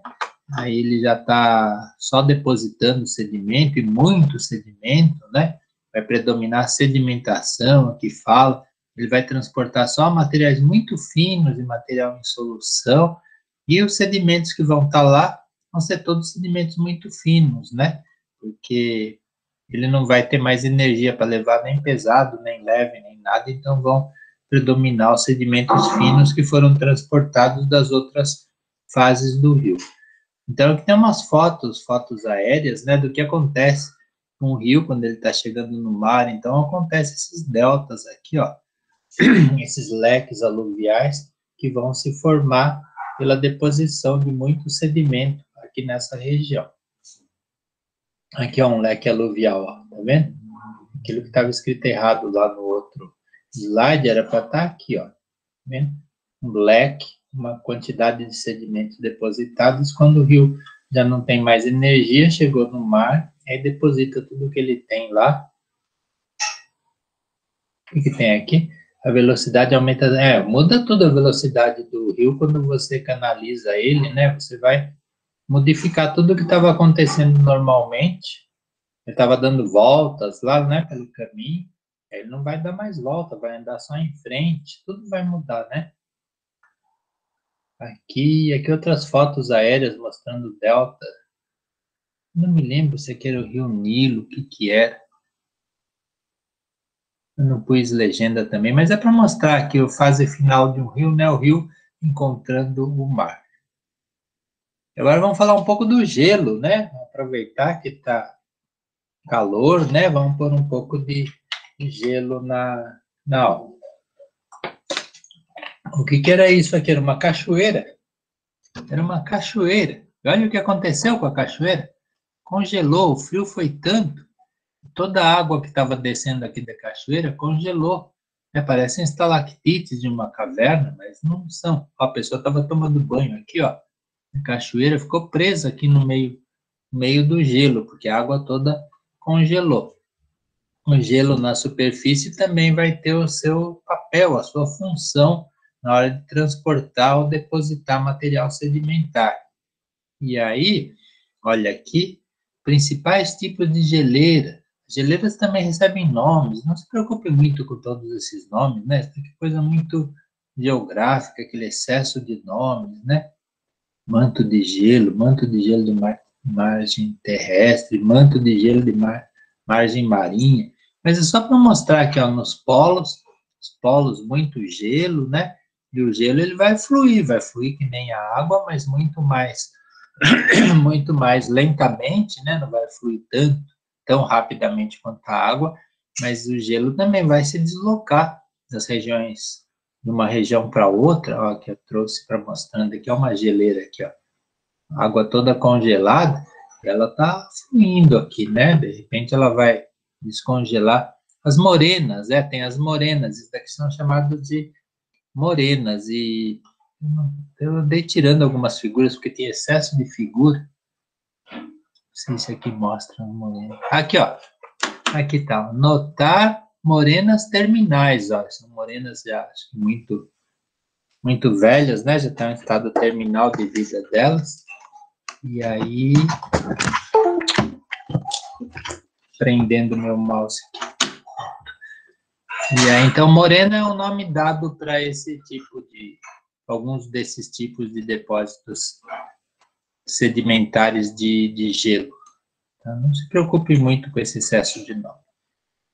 E aí, ó, aqui, ó, o gelo, ó, como se fosse um rio, ó, ele também vai fluindo, mas muito mais lentamente, né? E às vezes ele se transforma em água. Então, geleiras de vale ou alpinas constituem massas de gelo alongadas, circunscritas a vales montanhosos e alimentadas por massas de gelo maiores. Então, quer dizer, o gelo também vai formar o seu papel, né, de transportar e depositar material. Geleiras continentais situadas a grandes latitudes, né, para ficar muito frio, precisa ser uma grande latitude, cobrindo áreas extensas e apresentando gelo permanente. Olha aqui, ó, um local bem desagradável, né, para você construir sua casa, aqui o frio. Um fenômeno comum que atinge geleiras que chegam ao mar é a desagregação de sua extremidade marinha, desprendendo massas flutuantes de gelo, chamados icebergs. Um iceberg, né, um pedaço de gelo que se descolou da massa de gelo que tinha lá e agora está aqui no mar, né, flutuando. Aí aqui tem uns desenhos mostrando o que faz uma geleira quando ela está passando por cima de rochas. Ela pode deixar sulcos assim, ó, porque uma geleira carrega material no fundo, né, material sedimentar no fundo. A geleira não é só gelo, ela tem sedimentos também, material sedimentar, pedaço de rocha, que ela vai levar no seu fundo, na sua base, e vai levar também no meio, né, incluído no meio do gelo. Conforme ela vai atravessando as rochas, olha o que vai acontecendo, ela vai riscando as rochas, ficam marcas nas rochas dessa maneira. E aqui, esse vale profundo, olha, foi escavado também pelo gelo. Isso daqui são chamados fiordes. Vamos ver alguém para ler para a gente sobre os fiordes. Quem gostaria de ler? Tem algum voluntário que gostaria de ler para nós? Thalissa Lima, por exemplo? Você está aí, Thalissa?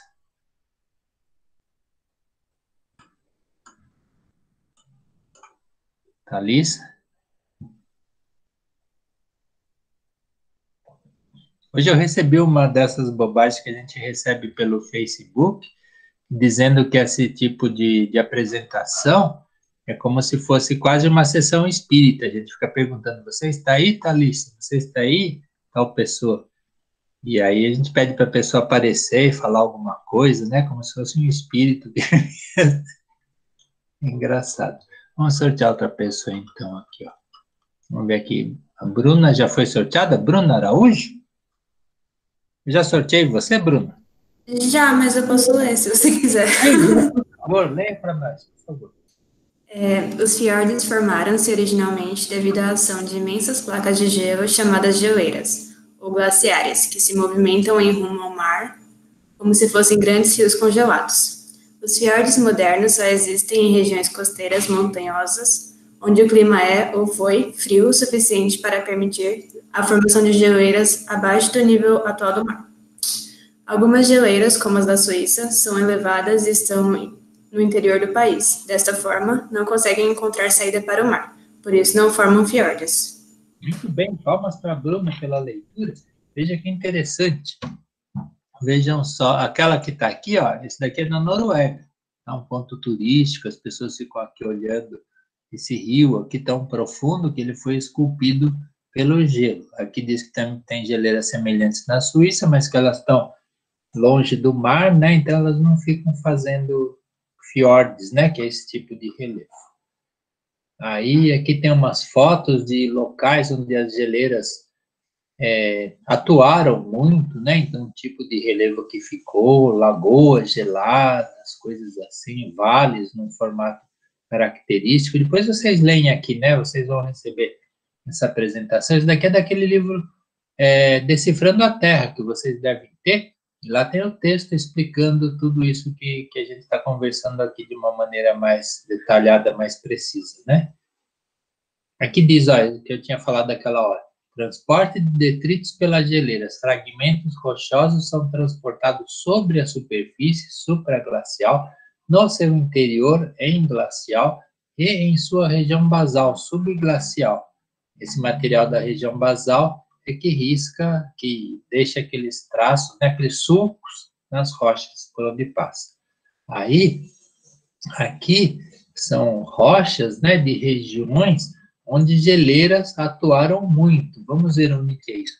Cachoeira do Sul, no Rio Grande do Sul. Igreja Nova, em Alagoas. Jequitaí, em Mato Grosso, em Minas Gerais. Jequitaí, Minas Gerais. Vejam só, regiões bastante frias, né? Olha aqui, Alagoas, né? Minas Gerais.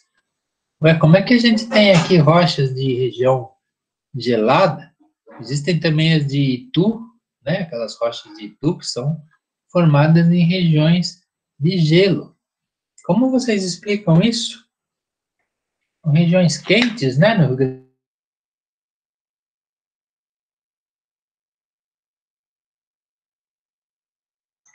Como vocês explicam? Efeito de geleira, a gente nem devia falar nisso, né? De geleira, na era glacial, olha só. Já tivemos épocas onde regiões do Brasil foram regiões muito frias, né? Você lembra aquilo de placa tectônica, né? Gondwana, aquelas coisas todas? Então já teve época em que Itu era uma região com gelo. As rochas de lá formadas por gelo, lagos gelados. Então a gente estuda a geleira por causa disso, né? O efeito do gelo nas rochas, porque aqui no país também a gente teve no passado a formação de rochas em ambientes assim, certo? Ah, aqui, ó, que eu falei para vocês, olha. Aqui é no Canadá, e depois aqui em Santa Catarina. As figuras são no Canadá, de Santa Catarina, e depois aqui em Itu, ó. Itu, aqui, ó. São rochas formadas lá, rochas de clima muito frio. Não sei se eu sei o D, mas tudo bem. Depois vocês leem com detalhe aqui essas figuras. Então, são rochas formadas em clima frio, sob efeito do gelo. E aqui são alguns solos, eu trouxe essa figura para mostrar, são solos chamados permafrost, né? Onde está o nome escrito aqui?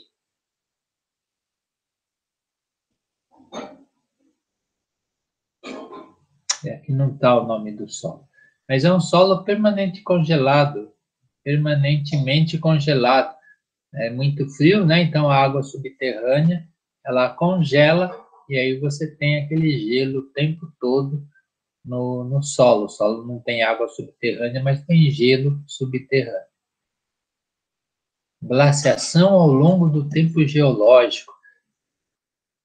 Vamos sortear alguém para ler isso para a gente.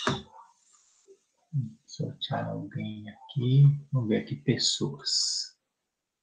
Sortear alguém aqui. Daniel Atêncio. Ó, fui sorteado. Fui sorteado, então eu vou ler aqui. Olha só que sorte eu tive. Então vamos ler aqui. Preste atenção, hein? Aqui, ó. O registro geológico da Terra indica que o nosso planeta passou por longos períodos alternados de resfriamento e aquecimento global.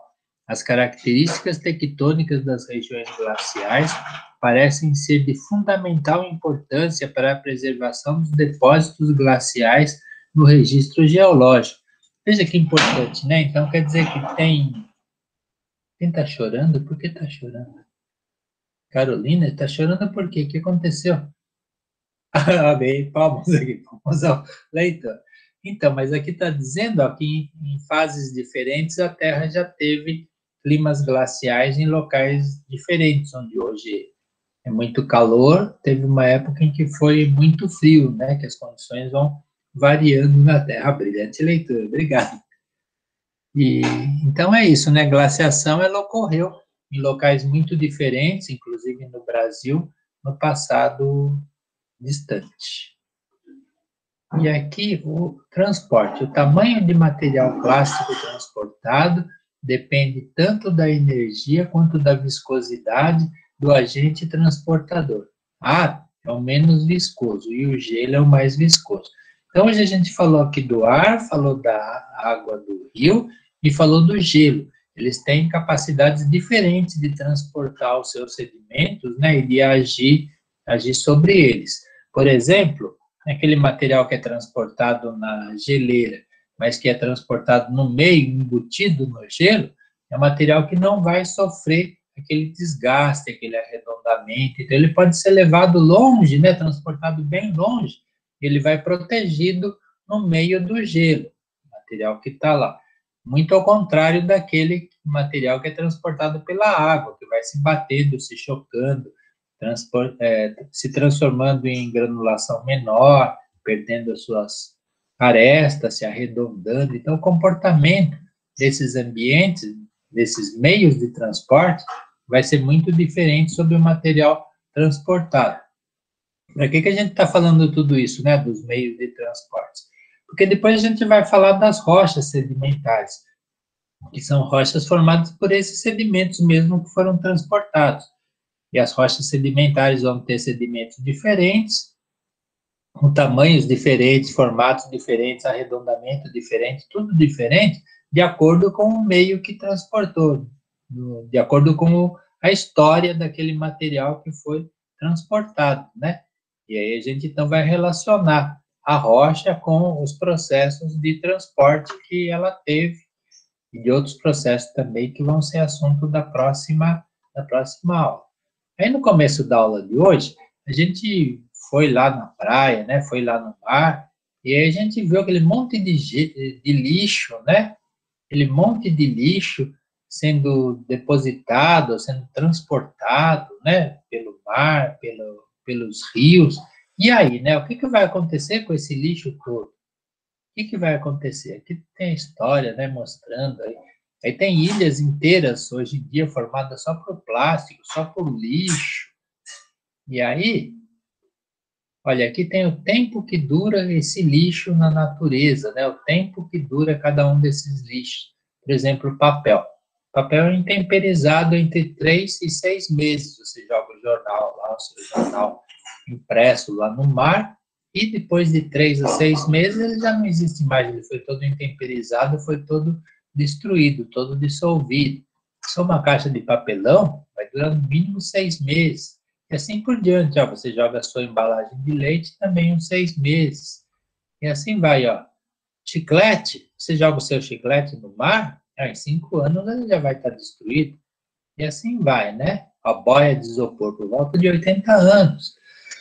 As pessoas já estudaram tudo isso, né? O copinho de plástico, quase 100 anos.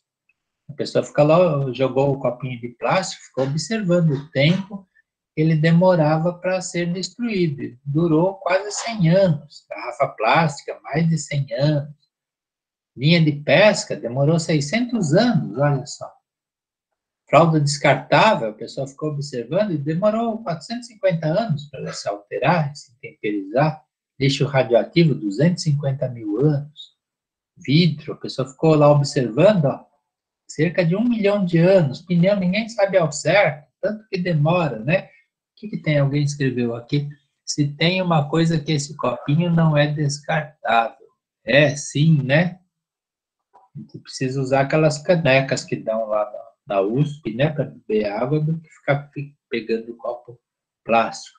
Então, veja, as pessoas ficam estudando, né, e ficam sabendo o tempo que isso demora. E aí? Esse material é transportado todo, vai chegar uma hora que isso vai ser depositado, vai entrar no meio da areia, no meio do material que está depositado lá no rio. E, eventualmente, isso vai ficar no meio de uma rocha, certo? Uma pessoa vai vir depois de muito tempo aí, o material vai estar lá ainda preservado no meio de uma rocha lá, né? O sedimento vai virar rocha sedimentar, que é o nosso próximo assunto, e aí no meio vai encontrar essas coisas aqui, e vai saber da nossa história, da nossa vida, né? Por causa desses restos que estão aqui. Vai falar, olha, essa latinha de cerveja que era de uma marca que foi fabricada há tanto tempo.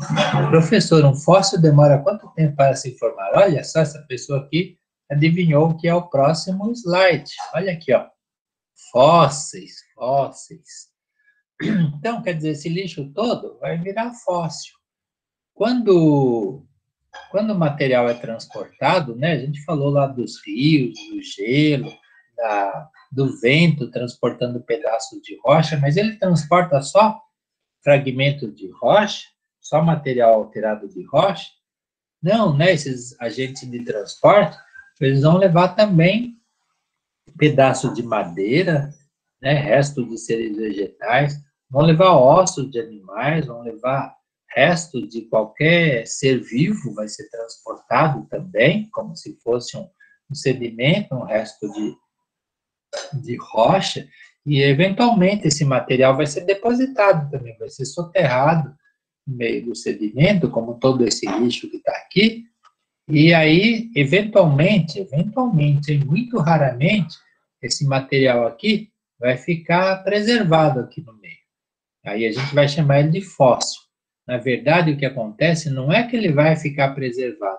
O que fica preservado são as formas dele. Porque os seres vivos, eles são transformados, eles são substituídos. Toda a matéria orgânica que tem aqui, com o tempo, ela é substituída por matéria inorgânica. Você tem a troca de tudo que está aqui, mas o que se mantém é a estrutura, se mantém tudo isso que está aqui, o formato todo, mas o material que está aqui não é mais o material original daquele ser vivo. Isso daqui vai virar um fóssil. Isso demora bastante tempo, eu não sei dizer quantos anos, viu? Tem pessoas que são especialistas em fósseis e elas sabem dizer isso, mas é muito tempo. Vai depender do tipo de material, do tipo de solo, e é muito raro acontecer isso, chama fossilização. Na próxima aula eu vou trazer mais figuras, mais fotografias para a gente conversar sobre isso. E aí, qual vai ser a importância de se manterem fósseis, né, no meio da rocha, você está lá estudando a sua rocha, aquele monte de sedimento que foi depositado, só nas rochas sedimentares que a gente vai achar esses fósseis, né? Qual que é a importância de eu vou lá e acho ossos de um animal, às vezes de um animal que não existe mais? Para que serve isso, né? Qual a importância dos fósseis? Digam para mim. Um tempo para a resposta. Isso, é através dos fósseis que a gente sabe a história passada, né? Rochas são como se fossem livros, né? Enciclopédias que vão falar do passado para a gente. Então, eu estudando o que tem numa rocha, quem são os minerais, fazendo datação, sabendo a idade de cada mineral que está aqui. Datação, muito bem. Eles servem para datar a rocha. Eu vou saber, esse daqui é um fóssil de tal idade. Então, ela foi formada naquela época, então tais animais viveram naquela época, ou seja, eu vou saber do passado, né, da minha rocha, eu vou saber do passado da Terra e da história da Terra. Então, elas que vão contar, é aqui que a gente vai saber o que aconteceu no passado em cada idade. É só através dos fósseis que a gente sabe dos seres que viveram no passado, certo? E esse conhecimento é sempre um conhecimento parcial, porque a maioria dos animais e a maioria dos vegetais que são soterrados, eles são destruídos totalmente, né? Eles não sobrevivem. Se essa rocha aqui sedimentar, por exemplo, virar uma rocha metamórfica, os fósseis são totalmente destruídos, eles não vão existir mais na rocha. Se aqui o ambiente, o pH, as condições o EH também, né? Dessa rocha forem desfavoráveis, esses ossos vão ser totalmente destruídos, não vai sobrar nada. Então, é muito raro se formar um fóssil. Tudo que se sabe sobre os animais e vegetais do passado é um conhecimento parcial. Então, esse lixo todo aqui, ele vai servir para pessoas do futuro, né, saberem como que era a vida da gente. Isso vai ser a utilidade de tanto lixo que a gente está jogando por aí em todo canto, certo? E acabou, olha, acabamos aqui 13 minutos antes do combinado, do previsto, né? Eu calculei errado porque eu me esqueci de colocar alguns slides que eu ia mostrar aqui nessa hora. Eu tirei eles fora, mas na próxima aula eu trago eles aqui, onde ia falar mais aqui, né, sobre o comportamento do rio, alagamento, coisa assim. Então, eu tinha outras figuras que eu me esqueci. Aí fica para a próxima aula. Na próxima aula a gente vai falar de rochas sedimentares, como elas se formam, como elas são, a sua descrição, né, os nomes delas. Então, esse é o nosso próximo assunto da próxima aula. Ok? Se eu estivesse lá na sala de aula, a gente ia já pegar umas rochas sedimentares, ia fazer uns exercícios. E vai ser muito ruim a gente não ter as rochas sedimentares na mão, porque muita coisa que a gente sabe das rochas sedimentares, vocês vão reconhecer ela pelo tato, né, pela granulação, pelas quão ásperas elas são, quão lisas, coisas assim. Tá? Professor. Oi. Por que o vidro vulcânico, ele se decompõe naturalmente? Ou ele se decompõe, ou ele se cristaliza. Tem as duas coisas. Ele pode se intemperizar, né, depende do ambiente, ou se o ambiente não for propício para ele se intemperizar, se ele estiver protegido lá, ele pode cristalizar, porque todo vidro, ele é instável. Você tem um material lá vitrificado, quer dizer, não tem uma estrutura cristalina, um arranjo de estrutura, e aí, com o tempo, ele vai tender a se cristalizar, é como se fosse um líquido, né, que ficou congelado, e com o tempo, para ele adquirir maior estabilidade, aí ele vai tender a se cristalizar. Ou se ele estiver num ambiente não propício para isso, ele vai se intemperizar, vai ser dissolvido totalmente e vai embora. Ah, entendi, obrigada. De nada, imagina. Mais alguma pergunta? Alguma dúvida? Professor, eu gostaria de tirar uma dúvida. Não entrou tanto no assunto da aula, mas eu gostaria de tirar essa dúvida. Um aquífero, pensando em aquífero livre, que ele fica muito próximo a um rio, Sim. Ele pode ter uma variação muito elevada nos períodos de estiagem e nos períodos de cheia? Acontece, ou acontece exatamente isso. Ou você tem um. Pena que eu também não tenho figuras para mostrar isso, mas talvez na próxima aula eu traga aí. Ou o aquífero pode alimentar o rio na época de seca, né? Então a água que está no aquífero ela vai fluir para o rio, ou na época de muita água, a água vai sair do rio e vai entrar no aquífero. Então depende do quanta água tem no ambiente para ela fluir para o aquífero, do rio para o aquífero, ou para ela sair do aquífero e ir para o rio. Então, vai variar, varia muito sim, é verdade isso. Se você tem um poço, né? Se você tem uma casa lá com um poço na beira de um rio, a quantidade de água pode variar muito, realmente. E ela pode ter uma variação, assim, de metros? Ah, pode variar metros, sim, claro. Tudo vai depender do ambiente, da quantidade de água, da quantidade de chuva, né? A quantidade de chuva vai influenciar muito. Pode chegar a metro, sim, verdade. É verdade. O metro não é tanto. Obrigada, professor. De nada. Mais alguma pergunta? Eu tenho. Sim, fale. Todas as partes do rio têm essas áreas de alagamento ou é só na fase senil que ele é meandro? Na fase senil, isso. Na fase Então nas senil. outras não tem? Ou tipo é muito pequeno, sei lá. É muito pequeno, isso. As duas coisas. Quando está no... Cadê aquela fase aqui? Aqui. Essa fase aqui, né? Essa fase, mesmo que você tenha muita água, ela vai fluir muito rapidamente por aqui, né? Não vai sair aqui para as margens, né? Você tem a força da gravidade empurrando. Olha como o relevo é íngreme aqui, né? Como é inclinado aqui. E aí, quase 90 graus. Então, a água vai tender a passar rapidamente por aqui, erodir toda essa região e não vai invadir aqui a rocha que está aqui em volta. Se vier muita água, a água vai fluir tudo por aqui assim, né? Mas vai fluir, não vai ficar parada nesse local. E é que nem aquelas, como chama aquele lugar? Esqueci. Tem um exemplo legal disso.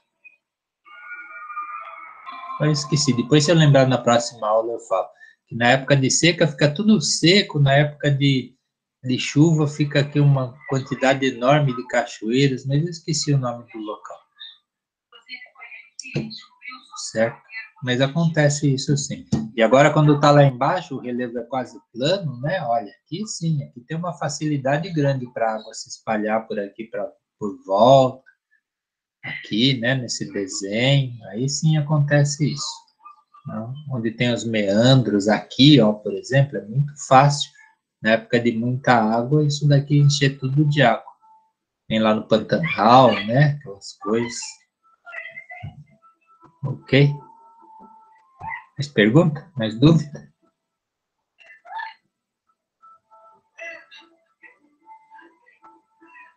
Então tá bom. Então vamos jantar. Hoje acabamos mais cedo. Parece que tem jogo na televisão, né? Se alguém aí quer ver o jogo. Acho que ainda não está na hora, né? Mas é isso aí. Então, muito obrigado por vocês terem vindo. Pena que a gente não tem atividade prática. Fica para a próxima aula. Boa noite, bom descanso e até a próxima quarta-feira. Tá bom? Até lá, então. Por nada, imagina. Espero que tenham gostado. Não tenham dormido. Até mais, então. Obrigado. Legal. Até mais, então. Vários participantes saíram da reunião. Eu vou desligar tudo aqui, então. Boa noite, até mais. Muito obrigado.